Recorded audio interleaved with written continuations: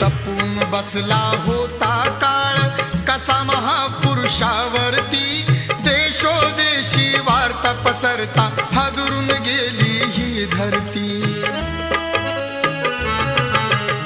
काळजातील हंस हरपला दर्याला आली भरती, सूर्य बुडाला अंधार झाला म्हणून जनता ही झुरती। प्रगतीचे ते युगे दिनांची, प्रगतीचे ते युगे दिनांची गुपित मागे सारली, दुष्ट काळाने भीमरायांची प्राणज्योत ती चोरली।